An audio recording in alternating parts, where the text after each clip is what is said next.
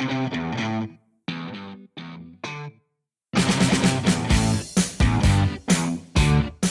to the Hollywood in Toto podcast, the right take on entertainment.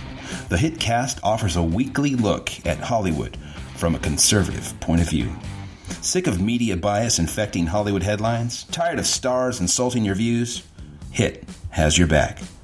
Now, here's your host, Christian Toto. Welcome to episode 21 of the Hollywood in Toto podcast. This week's guest is movie producer and marketer Mark Joseph. Mark's insights into Hollywood, and particularly stories of faith, set him apart from his peers. But before our chat, I wanted to look back at one of the classic movie scenes of all time.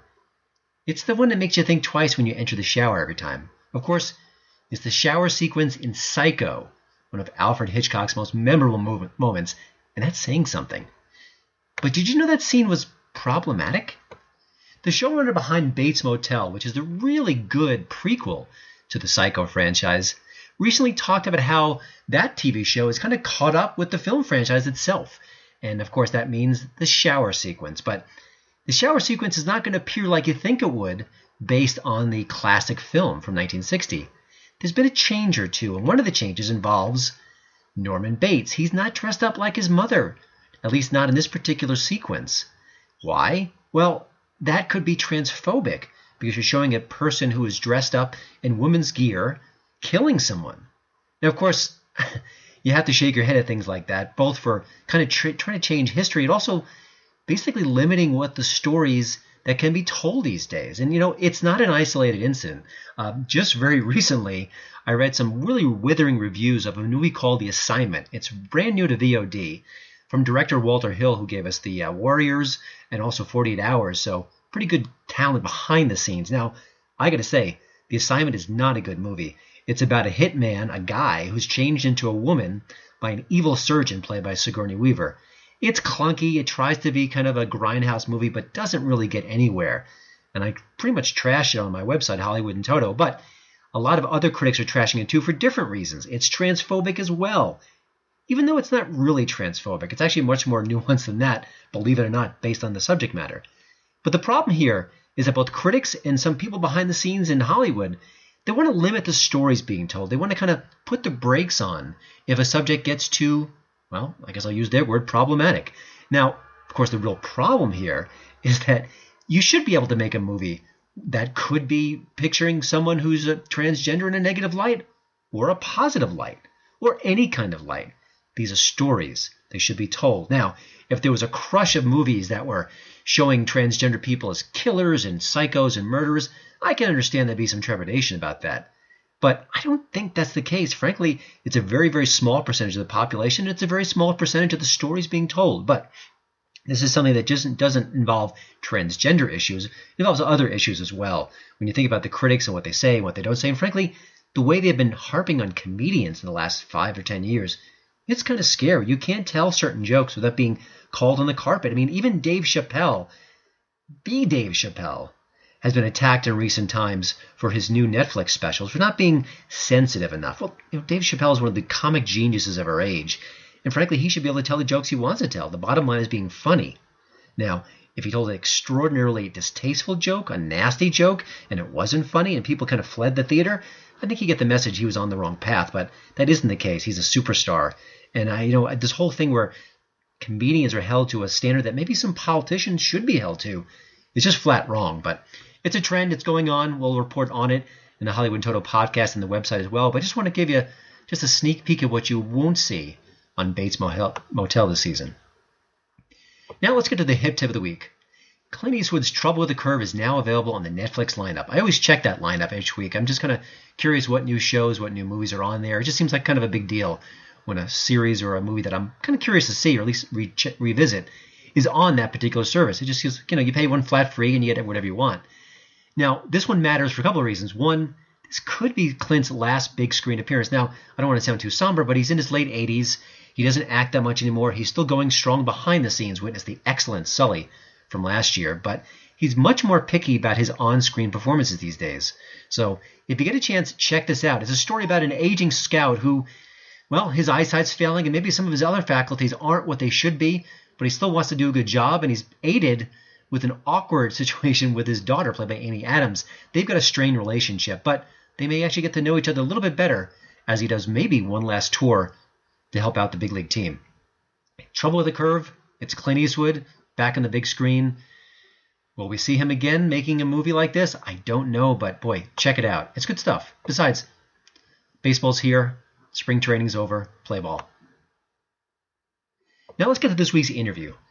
Mark Joseph started his own entertainment company in his early 20s, and he's been on the forefront of media ever since. He helped bring movies like The Passion of the Christ, Ray, and The Chronicles of Narnia to the big screen.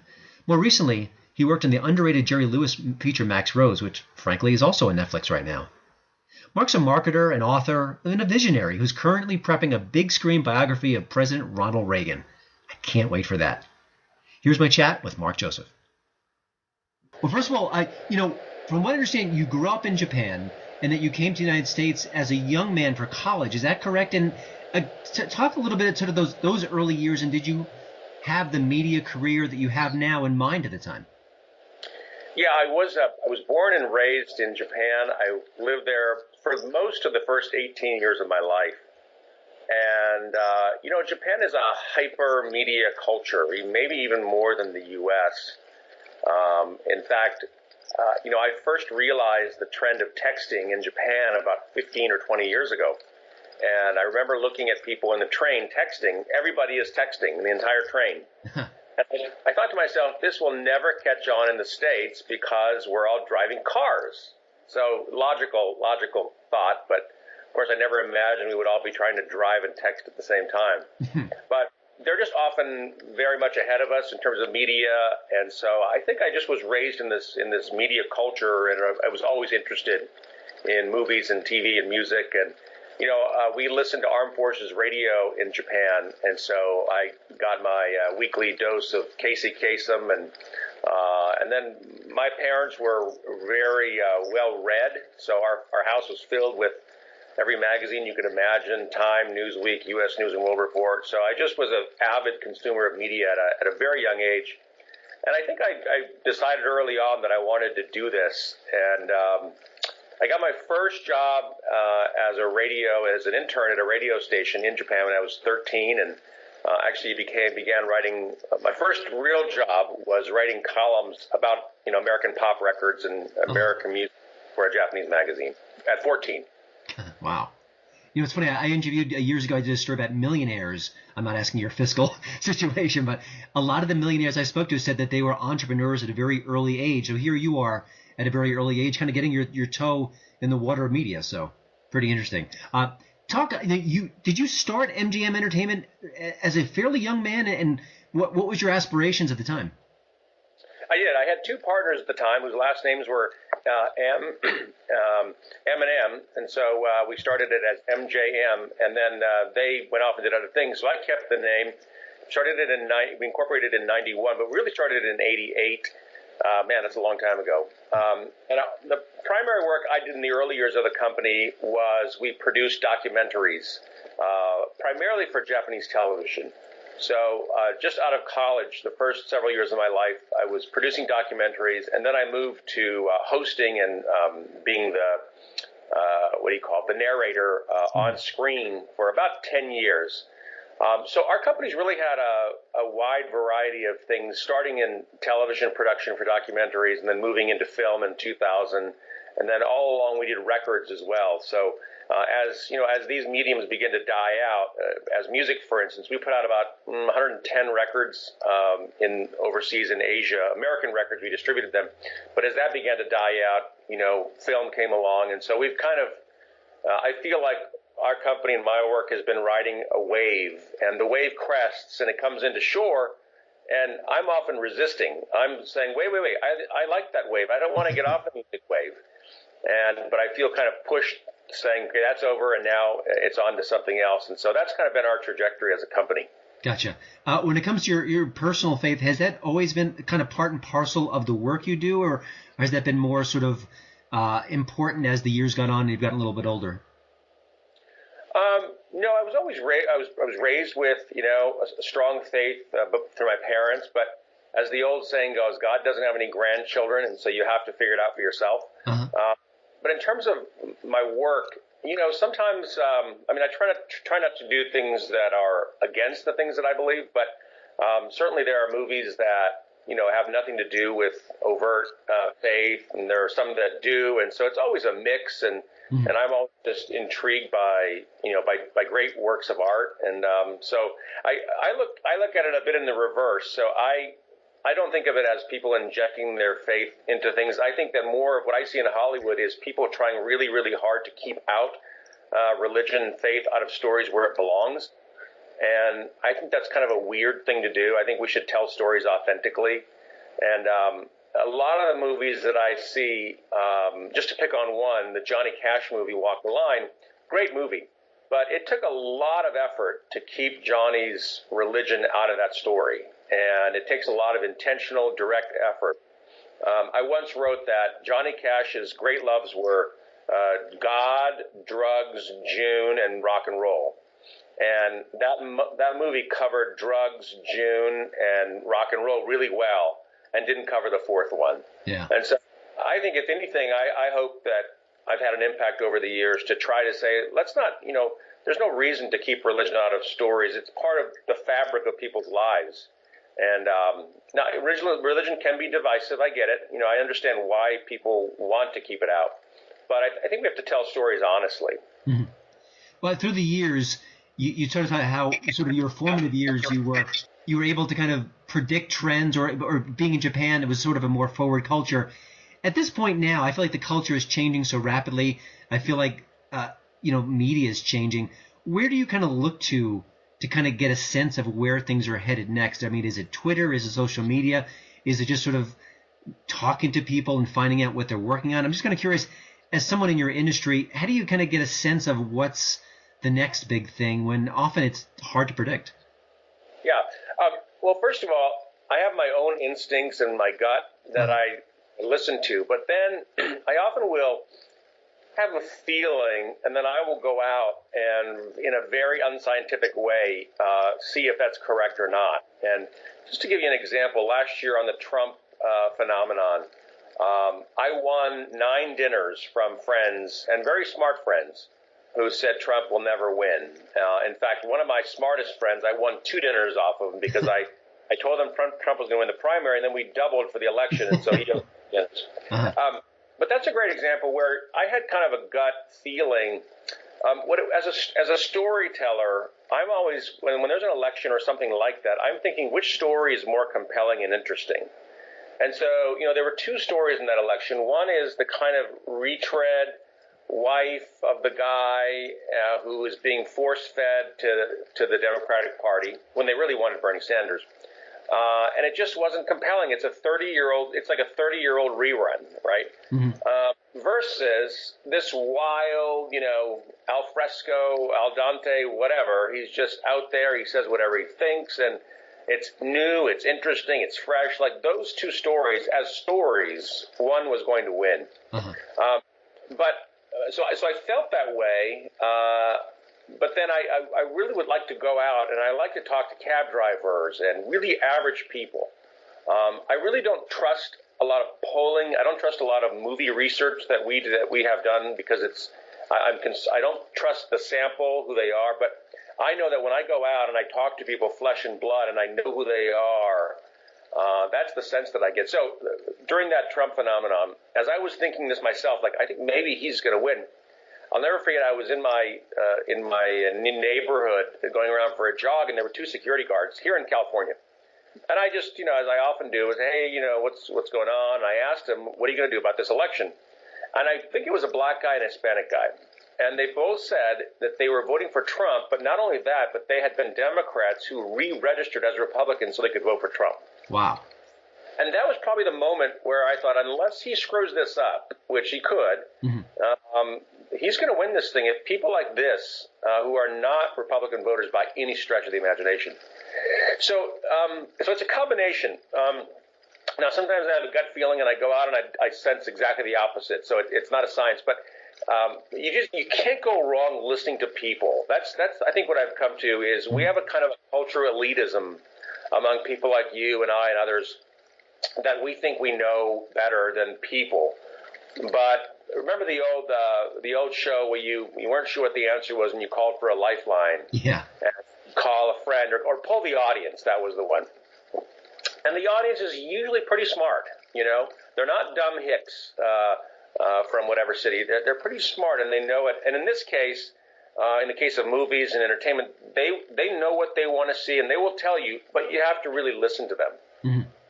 When you think about Hollywood today, I mean, obviously it's reboots and sequels and brands and remakes and superhero films. Is that the main thrust of what we're expecting? Do you kind of sense something else, maybe lurking on the outskirts that maybe will kind of flare up in the next couple of years, or is it just exactly that, and that's what we want when we go to the movies? Yeah, I think remakes are always a safe bet.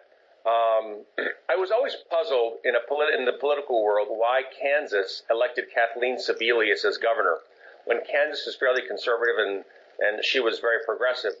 I did a little deep digging and found out that her father-in-law was a prominent political figure in Kansas. So Kansans trusted that last name. Mm-hmm. They didn't maybe know who she was, but they liked the last name. So we love sequels, right? George W. Bush is a sequel to George Bush. So we love the sequels because they're easy to understand, even if we don't like the content. I think a lot of Kansans didn't like Kathleen Sebelius' policies, but they just liked the sequel. Mm-hmm. So it's the cheap and easy thing for Hollywood to do is to do sequels, to remake 70s TV shows. But to me, it just shows a lack of imagination and the fact that we're not really uncovering great stories. And so I think the more we can really get to work, and there are still a lot of great stories to be told, but it's a lot more work to start a movie from scratch that has zero name identification for the person that the story is about or whatever. It's just a lot more work, and a lot of times we're just for the path of least resistance, which is, let's take the Bad News Bears and remake it again. So I think we have to work harder to really avoid the sequels trap. Mm-hmm. You've written a lot. I was kind of Googling you, and I know you wrote recently about the whole faith-based movie label and how that can work against these films.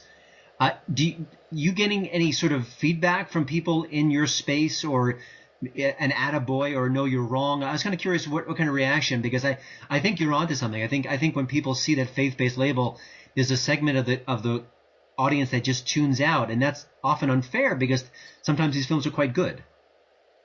Yeah, I dealt with this years ago when I wrote about music, and it's the same phenomenon.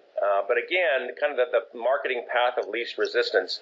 There's a feeling that if you call it something faith-based, well, you're guaranteed to get those people who go to church, 4 times a week.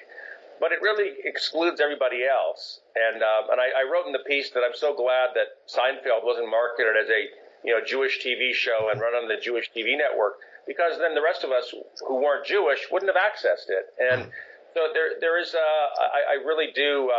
I'm not a fan of this method of marketing because it really is exclusionary and it's not inviting. And yeah, have I gotten? Sure, I get comments and feedback. Nobody really. I think in our hearts we all know that this is not the right way to go, but it's easy and it's less work. And but it really is. When an artist creates a work, very few artists that I know of set out to create a work and say, okay, I'm only making this, for Italians in New York or whatever it might be. We want, when we create a piece of work, we want it to be for everybody. Mm-hmm. And when marketing folks come in, the job of the marketing folks is to make that possible, to get it to as many people as possible. And so when you have marketing teams come in and really start segmenting and narrowing and saying, okay, this film is only for such and such people, it's really problematic. Now, I know there are some natural limits. If you're a horror fan, you like horror movies. I get it. But there's a grave danger in this way of saying, hey, this is a religious movie for religious people. I think back to Narnia, which I worked on, which you probably see over my shoulder. That was a good example of that film, even though it wasn't perfect and it wasn't the greatest film ever. It was marketed in kind of 2 ways, right? One was to tell very devout C.S. Lewis Christian fans, hey, here's a movie, and that lion represents Jesus Christ. But on the other hand, for more secular fans, it's okay that they have a different interpretation that it's just a lion. And you don't have to browbeat people and say, don't you know who that lion is? Mm-hmm. You just say, here's a beautiful movie and it's for everybody. I think that's the way to go, and that's certainly what artists want. They want their work to be seen by as many people as possible. Gotcha. One of the projects you've been working on, which I'm so eager to kind of see it when it does come out, is Reagan, the Reagan biopic. And I know there's a lot you can say about it, but can you talk a little bit about the project, what we might be able to expect, or even what your goals are, what you hope to accomplish? I mean, it's such a massive subject, and it's sort of like, my goodness, why hasn't Hollywood done this before? Because it's such an important character in our history. Yeah, I'm so thankful that people in the town that I work in don't understand, how much Americans love him. But yeah, we've been at work for quite a while, as you know, and boy, I hope my movie doesn't take as long as Narnia and Unbroken and some of these movies took, because I'll be an old man by then. But we've got a good chunk of time we put into it. We've had two great writers. We've got a director on board now, and we've made an offer to lead talent. It's definitely a challenge. It's been the most challenging project that I've been a part of. And there were times to make shortcuts along the way to get it done more quickly. And I just, this is the one that I'm holding out to do it right. And so we'll have financiers who will say, well, if you have so-and-so direct and so-and-so star, and I just shake my head because I'm like, that guy doesn't understand this work. And part of what I've learned, Christian, about this process is the whole way that movies are financed is really problematic for the way we make movies.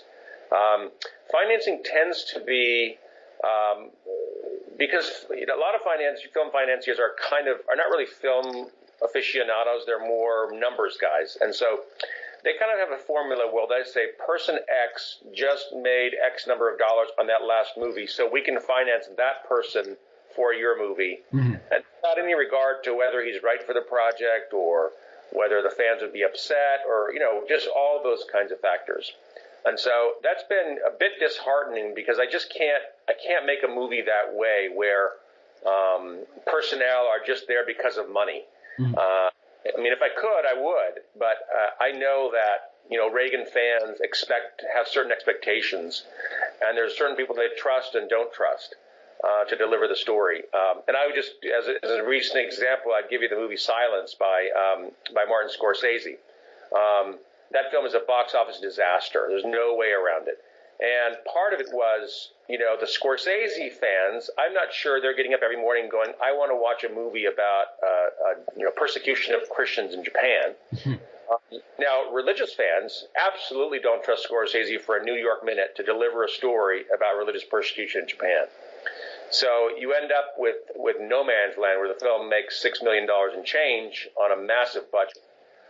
So that's the kind of factor that I've really didn't understand before. And I understand finances. I'm not saying that's not the right way, not a smart thing to do. But in our case, we really can't make those directorial and actor decisions based on kind of the whims of a European financier when there are a lot of other factors involved. Gotcha.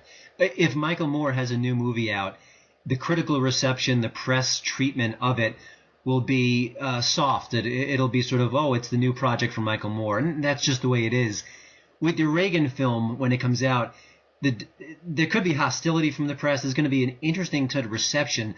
Do you think about that? Do you plan to kind of maybe even use that for your benefit? Well, I'm kind of curious, thinking ahead as a marketer, because I can anticipate that kind of reaction. Oh, it's going to be a puff piece, or you forgot about these flaws and that flaw. Does it even concern you, or is it just going to happen? You'll just let the movie speak for itself?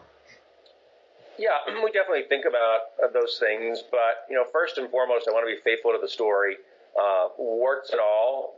This is not a puff piece. We don't want to just because truthfully, a puff piece isn't that interesting. You want to see the human struggle. To watch Superman without Clark Kent is not very interesting. And so it's been a challenge to find those things because Reagan was a good guy. I mean, it's just no way around it. One of his biographers talked about how she had finally found a hotel clerk who said Reagan was rude to him. And she was so excited, like, oh, finally, I found, that he wasn't Mr. Perfect. And she said, well, what happened? And the guy said, well, the next morning he came out and apologized to me for his... That's the kind of guy he was, right? Yeah. And so I think rather than finding some dark, evil side of Reagan, what we've really come to that is the guts of the movie is really that it wasn't that he was a bad guy, but that he found his calling late in life. That he spent a great deal of his life not really reaching his potential. And so at the age of roughly 50 or so, he's divorced, his career is in the tank, he just doesn't know what he's going to do with himself, and he knows there's something. His mom always taught him that, something great is ahead for you, but he's thinking, maybe I've missed it. And I think we all have that feeling in our lives at some point or another.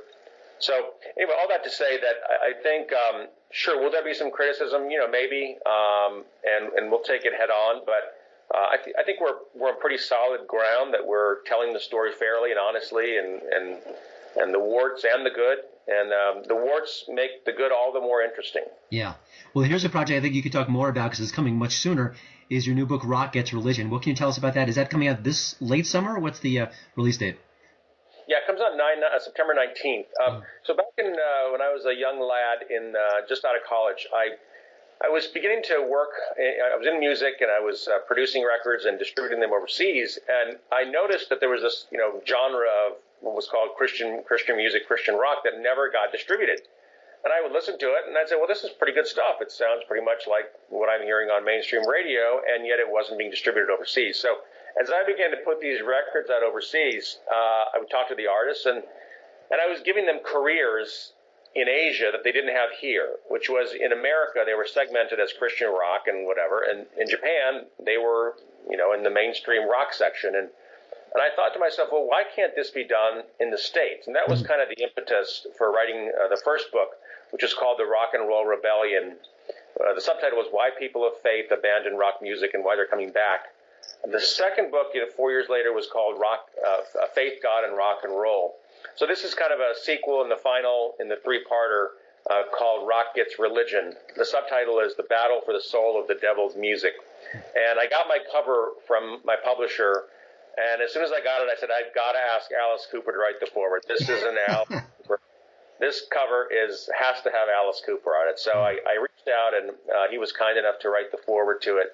But it's really the story over the last 25 years of how people of faith have settled into mainstream music. And they're so ubiquitous now that you don't even realize it. And even someone like a Justin Bieber, who you think is just a pop star, he's the kind of prototype for, in the old days, his devout Christian mother would have taken him to Nashville and signed him to a Christian record label.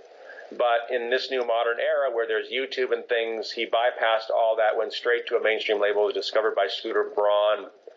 And that story has happened dozens and dozens of times now. And so, believe it or not, mainstream pop and rock is populated by a lot of devout and not so devout, primarily Christians. So for every, there's the Fray, there's Mumford and Sons, there's so many artists like that, and there are also artists like Katy Perry and Miley Cyrus and artists like that who are maybe not every Sunday school teacher's dream of what their proteges would become, but they still come from that background. They still have some of those sensibilities, even if they're not always showing them. And so this would have been unthinkable in the 70s and 80s to have this kind of strong Christian presence in mainstream pop and rock. And one of the factors, Christian, is American Idol had a significant impact in that, talking about kind of elitism earlier. So your pop and rock stars of the 60s, 70s, and 80s were primarily chosen by a handful of kind of elite pop and rock gods. People like Clive Davis, David Geffen, people like that, who would discover talent and then sign. The American Idol phenomenon completely upended that system of elite people picking our pop and rock stars for us. So you literally have now basically a generation now of artists who were chosen by the people, sometimes to the chagrin and the horror of the elite music and pop and rock class of people. Yeah. That's a good deal of the last 15 years. Carrie Underwood is an example. Absolutely. She would likely not have been chosen by the rock pop gurus to be a pop star. The people chose her. Excellent. Well, I had one last question. This is a question that, frankly, I want to ask to as many people as possible, and you certainly qualify, just given your sort of ability to kind of understand the culture in the film industry, but also just the work you've done. I've been very critical of Hollywood in recent weeks at my website and via this podcast, and about the sort of the hard politicization of the industry against Trump, and not just against Trump, but also his voters as well.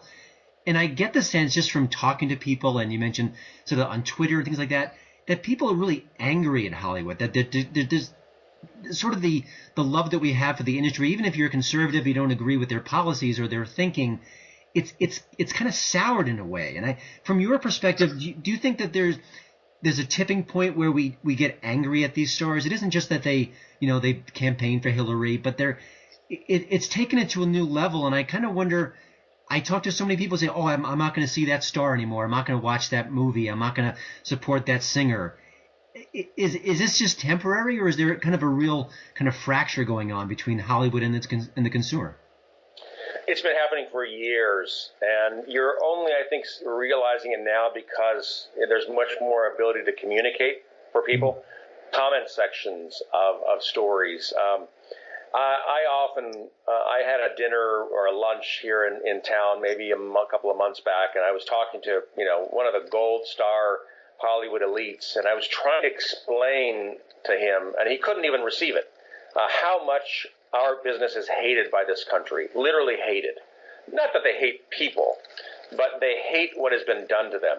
I'll never forget, during the Passion of the Christ, when we were screening the film for people, I was in there for a screening in Mel's office one day. I produced the soundtrack, as you may know, and they were inspired by a rock soundtrack. And one time, a very respected Hollywood veteran came in who had worked with at the top of the game in Hollywood. And he watched the film, and he said to Mel, "This film will not make money in a theater, but I think you might make some money on DVD. So I would put it in theaters for free as long lead marketing for the DVD." And I remember telling him, who was a guy that I knew very well, I said, "I don't think you understand the people in this country. They want to put $10 on that glass counter and say, 'Screw you, Hollywood, for the last 50 years of what you've been forcing us to watch. We want stuff like this, and here's my $10. And we had a guy in Texas named Arch Bonema who bought $35,000 in Passion tickets and gave them away to kids. So that's the kind of feeling. There is a feeling that anytime you suppress people and their audience and their feelings and their desires for a long period of time, they get really angry. And I don't fault them, and they're not haters or anything. They're not happy. They're unhappy consumers. Mm-hmm. They're like that guy who was dragged off the United flight the other day. They're tired of it. They're tired of being mistreated, of having their values mocked and made fun of. And I keep reminding my friends, we're in a business here. This is not supposed to be an ideological enclave, right? This is not supposed to be a college campus where you have tenure and you can do whatever you want. We have to be responsive to our audience and to constantly make movies that people hate and give ourselves Academy Awards to make ourselves feel better when nobody's watching our movies. Last year, 23% of Americans did not go to the theater one time to watch a movie. I mean, that's a huge, huge number. I think the total is around 54%. They either watch nothing or maybe 1 to 3 movies a year. So what Hollywood thinks is the film-goer, is really a small subset of most Americans for whom they've just checked out. And they're not interested because they don't trust us. They don't like what we make. They think our values are screwed up. And they've checked out. Yeah, it's a lot of money left on the table. Well, Mark, before I let you go, the one question we always ask our guests at Hollywood and Toto is, what are you watching now? What's on your nightstand? Maybe some music you're kind of checking out. Just kind of off the top of your head, what have you been enjoying? It doesn't have to be new. It could be something 20, 30 years old. But what are you kind of enjoying right now that you can kind of share with listeners? Yeah, I've been with my book. I've been really listening to a lot of Chance the Rapper, Kendrick Lamar. I'm really intrigued by this new generation of hip hop artists who are really incorporating their faith. They've been influenced by people like Kirk Franklin and Lecrae. And I mean, they're kind of rough around the edges. They're not perfect choir boys. But I'm really intrigued by that. I think in that particular instance, 50 years ago or many years ago, Sam Cooke crossed over from gospel to pop, and he was kind of thought of as a bad thing to do. And now it's fascinating to see African Americans in particular trying to integrate their faith into something like hip hop and rap, which is not thought of as being traditionally a religious area. So that's been interesting to me. But I go back to my standards. I still am a sucker for a good Seinfeld episode. We travel a lot, so I get to watch a ton of movies on planes. I'm kind of a late adopter for Netflix because I still am not crazy about watching movies on my computer. But I do have a screening room in my office that I can project to now. So I'm starting to get a little bit more into Netflix. There's so much to watch and so little time. I have a lot of kids, and I have to be careful because movies come and go. But kids only have a childhood for a short amount of time. So I don't get to watch as much as I would like to. Gotcha. I'm in the same boat there, but and my son is taking a hip hop dance class, so I'll be kind of curious to hear listen some of the music he's listening to. Maybe he's echoing some of the themes that you're talking about. But well, Mark, thank you so much for taking the time to speak to us. We will look forward to the movie, obviously Reagan, coming in the near future, and more I guess coming up in shorter time is your new book, and I will have links to all of these things on the website as well, so you can check out all the ways to kind of follow Mark. And I've known Mark for a little while. He's a really good guy, and he's been very supportive of the site. So thanks, Mark, for all your time, and we will check in down the road, too. Thank you, Christian. Great to be with you. Well, thanks again for listening. Don't forget to check out HollywoodandToto.com for both the show notes and, of course, the latest entertainment news. Please follow me at Twitter at HollywoodandToto. And we'd love it if you leave a podcast review over at iTunes. See you next week.